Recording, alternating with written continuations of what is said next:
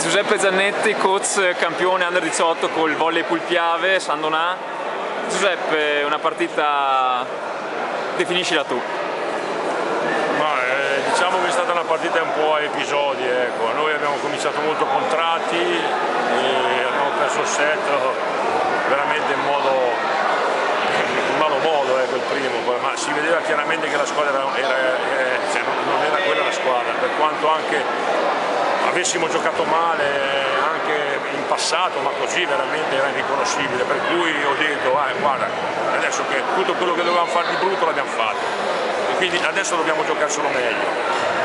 E dopo anche dall'altra parte c'è da dire che loro ricevono molto peggio di noi, noi riusciamo a tenere, noi ci siamo complicati la vita in diverse occasioni, poi nonostante ricevessimo meglio, diciamo che non abbiamo proprio sfruttato al meglio in determinate situazioni, ecco, questo fattore nel tie break, questo ha rischiato di costarci molto caro, perché su 2 o 3 ricezioni buone praticamente non siamo riusciti a realizzare un attacco positivo, ecco, e lì loro ci sono andati avanti.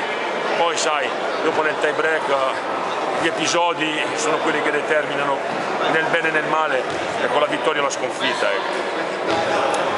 Un tie break appunto rimontato dal 14 a 12, tu eri in panchina la settimana scorsa con l'Under 16, hai un po' rivissuto le stesse Sì, peraltro diciamo che si è verificato un po' lo stesso diciamo, schema, siamo andati al servizio, loro abbiamo messo dentro i palloni che servivano in ricezione, cioè in battuta, loro sono andati in difficoltà e chiaramente questo ha comportato, come del resto nell'Under 16, perché è andata in battuta, ma ha messo dentro 6 battute consecutive e quindi ha chiuso la partita.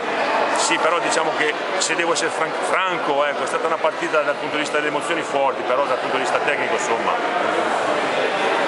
per quanto riguarda il mio parere, ecco, da tecnico è stata una partita che ha lasciato molto a desiderare, ecco, quindi avrò da criticare molto alle mie giocatrici da questo punto di vista. Quindi c'è da migliorare per le finali nazionali che comunque avete raggiunto da campioni del Veneto? Sì, indubbiamente, ecco. Dobbiamo migliorare alcune situazioni, perché in una partita importante magari, non so, io mi auguro di andare avanti chiaramente, però insomma, non è così scontato, ecco. Troveremo delle squadre sicuramente forti e quindi questi errori che abbiamo fatto, queste indecisioni, ecco, ci potrebbero costare care. Allora comunque in bocca al lupo per le fasi nazionali e complimenti per Ozze. Speriamo di portare in alto il nome del Veneto, ecco. Grazie allora Giuseppe.